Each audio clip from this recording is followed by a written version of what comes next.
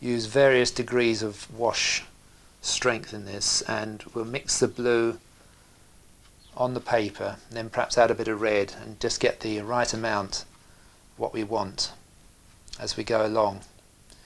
A very good tip is actually to mix your paint actually on the paper rather than the palette, because then you get pure virgin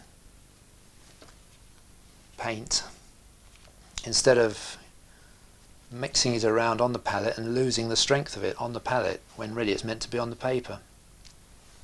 So perhaps we'll blue some of this distant part off a bit more, adding a bit of French Ultra into that. While we're getting that, we're getting a little bit of splatter from the brush which has gone into the sky, which we have to be careful with. And you might just use a damp small brush just to get those out. So touch in like that, it usually gets it out. Now the tree's the other side to balance it. Afraid you won't see very well what I'm doing because my hand is over the picture. But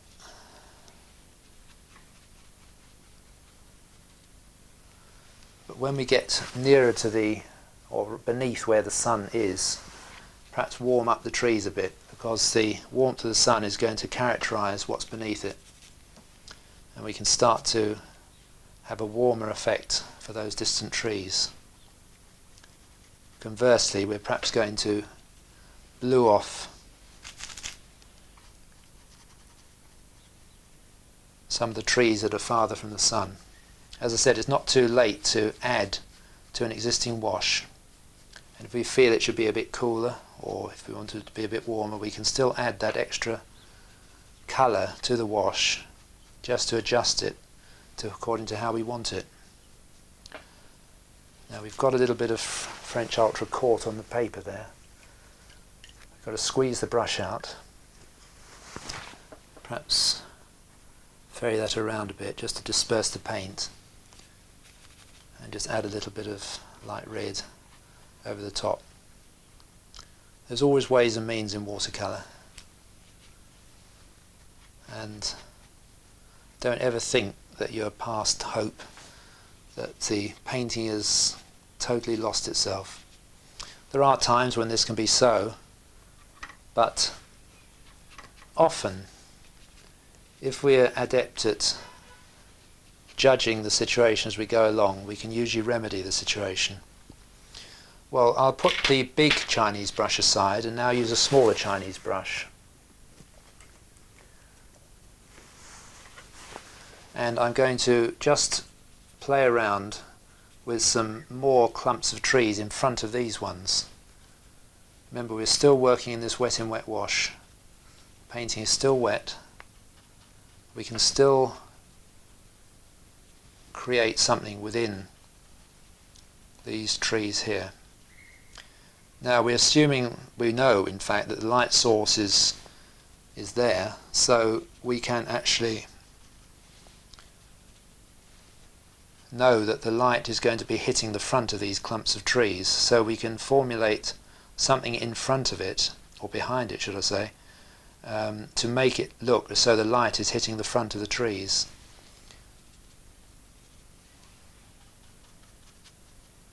So as you can see already, by placing something, a clump of trees behind the one you've just done, but not touching it, you're leaving a bluey section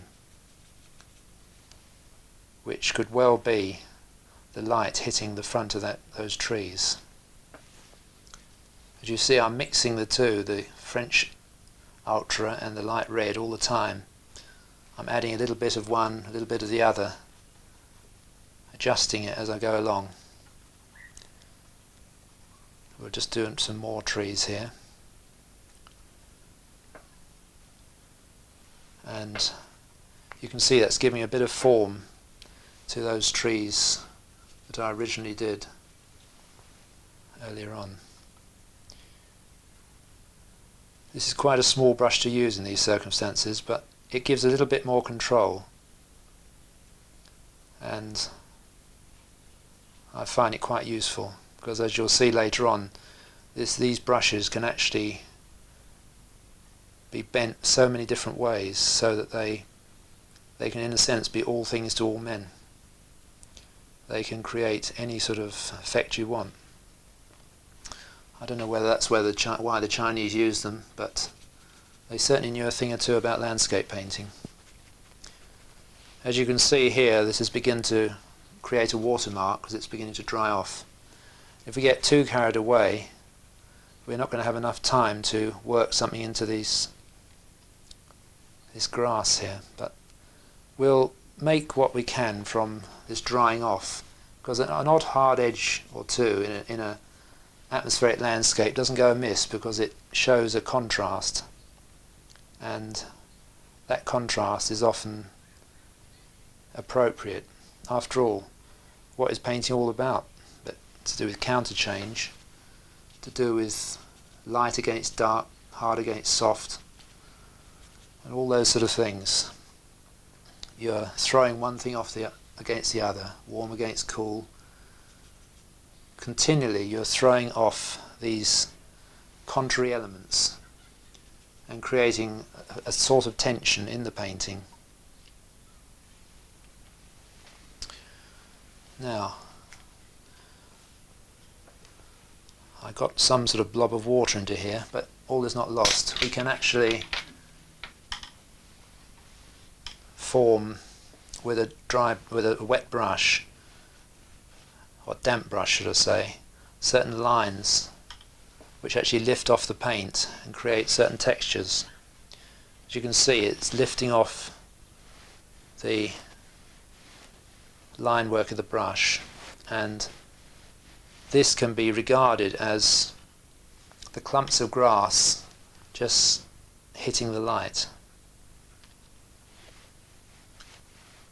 And it can be quite useful just to give a small amount of definition to distant clumps of grass and banks. Back to the big brush again, and we will just try and put a little bit more colour in while we're there and do something about this wet blob. I've got to live by what I said just now, that if something happens, don't worry about it, there's always a way out. So somehow a bit of water dropped onto there, created that ugly watermark, which is the fear of the watercolourist. But often these scenes can be created or used to create texture, and the great thing is not to panic. It's drying off fast around here, and if necessary we can deepen some of this with some light red and Payne's grey. We can put a little bit more depth into these banks, but bearing in mind it's certainly almost at the watermark stage, and I think I've got virtually to the position of no return in this wash, and we will soon be in a situation where we will have to dry the painting off and just do the final touches to create the landscape. We've got to keep this warm, so plenty of light red there. We are going to do some foreground flowers, hopefully. So we're formulating a mossy sort of bank. And while I'm here, because there's still plenty of wetness in those distant trees, I'm just going to do a little bit more depth in those clumps of bushes or whatever you'd like to call them, so that we have that almost amorphous look to the trees which echoes the rest of the picture. Yet we know what it is. We know that it's foliage. We know that it's distant trees and bushes. But in a sense it's providing that echo to the rest of the picture and just keeping the same attitude going of mood and the softness of the late afternoon light. You have to be looking around the picture all the time, in fact, just to make sure there's any part that can still be worked on while it's wet. As you can see, most of the rest of the picture is actually virtually dry, and this has a lot to do with the heat of the room, or the general temperature anyway, general humidity possibly, and sometimes these will stay wet for an incredible amount of time. All helped, of course, as I said earlier, by the type of paper I use, which can stand wet washes and absorbs the water so as to be able to stay wet a nice long time. I still feel we need a little bit more depth in these banks, so we can perhaps put a bit here and there, just to give an element of sharpness. As I did say, that you have to throw one off against another, and you can't have a painting totally soft because it will look just out of focus. There's got to be an element of focus in it, even in a landscape like this. So there's still a little bit of time to work, and we can darken this off as well.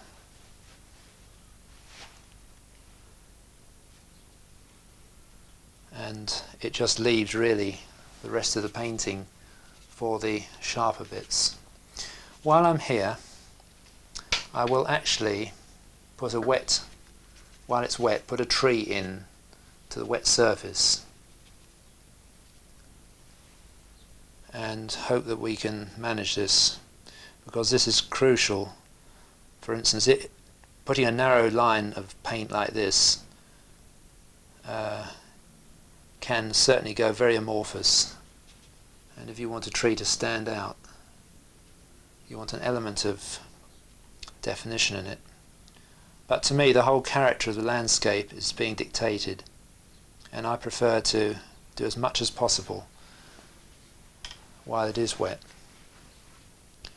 Perhaps I'll use a damp brush just to take the side off this tree, so it looks as though the light is actually touching the side of the trunk. We just have to play around till we get the effect we want. We certainly perhaps need more Payne's grey and light red, and use almost solid pigment. A bit more light red because it needs to be warmer.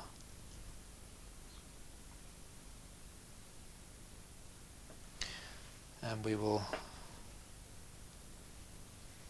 make it look as though it's actually growing out of something rather than floating. We go back to our other medium-sized brush and get some form of green to put over the top there.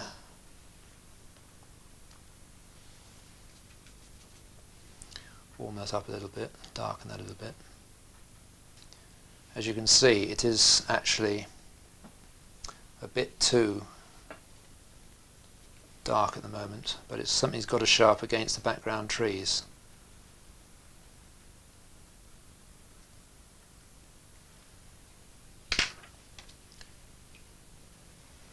You've still got an opportunity to lift out a little bit of paint with a damp brush. At the moment I think it's still too wet to be lifted out to any extent.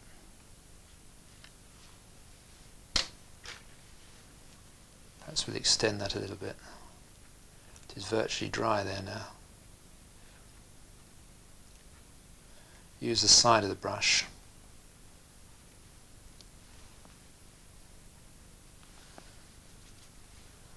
Let's green it off a little bit more.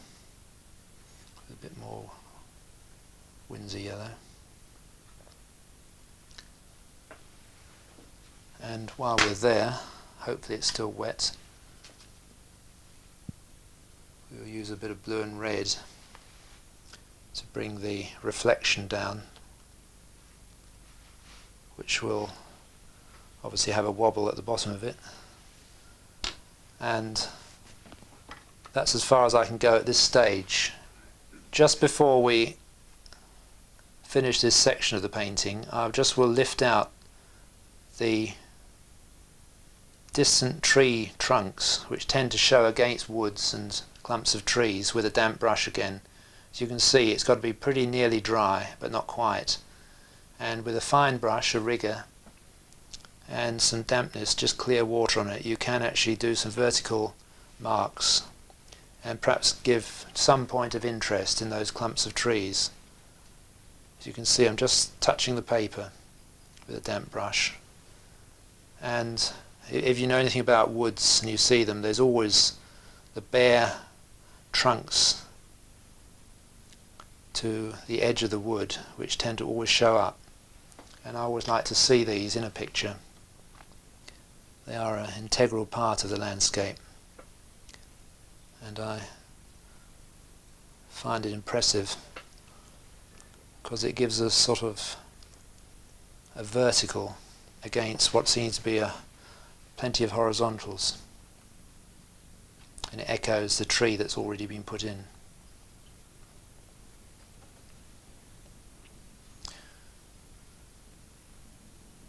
We will now actually have to dry off the picture, and we will start the final stage.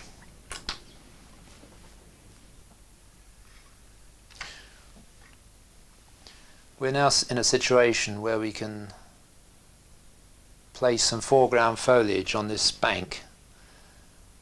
This is in a sense an optional extra to the painting, but I often like to put this in because it does actually give a point of interest in the foreground which you can pause on and then perhaps move on into the rest of the picture. Certainly it's all a matter of taste.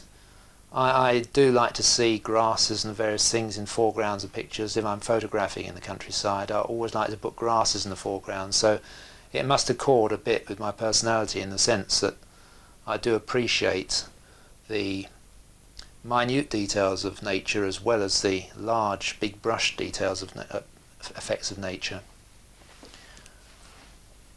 It does seem to me that the important thing is to use the same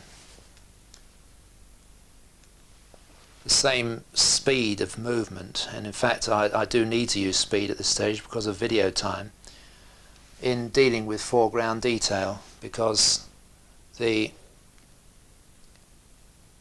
whole picture is done on a very loose and atmospheric mode, and if we start getting bogged down in very minute detail, even in foregrounds, we're going to make such a difference between the foreground and the rest of it that it would look like two separate paintings. So we've got to handle this loosely, and once again we're only indicating.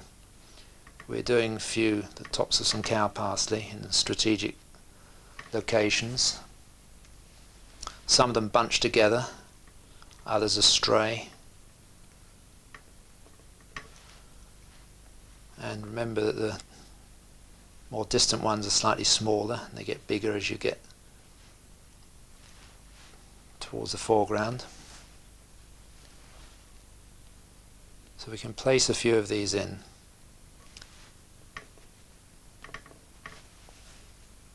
And I'm using gouache here,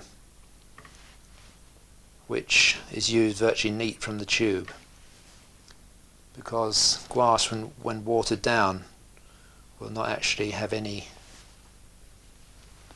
effect on the painting at all. It will dry without any impact, so you have to use virtually neat paint to do this, especially with white like this. We'll now go to a smaller brush. I was using actually a larger rigger for that. Now I'll go to the small rigger, and we'll mix a little bit of green and white for the stalks of the cow parsley. I often find they move into the central stem. Once again, we're only indicating. We're not trying to do a botanical treatise on small plants of woodlands. So we've got a few stalks in.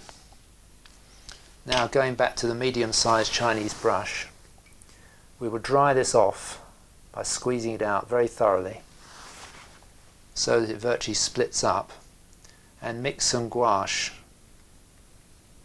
on it. Bit of green, white and yellow. And with a daubing effect, just daub the brush on the paper where it splits up into lots of different strands and creates the effect of foliage. As you can see, the brush has split up into about 7 or 8 different points because it's dry, and it tends to be only Chinese brushes that do this. That's why I find them so effective in so many circumstances. And you can use this principle just to give the effect of foliage detail, as long as you don't go too wild. Squeeze out again and perhaps get another colour. We'll mix a bit of red and yellow, get an orangey effect.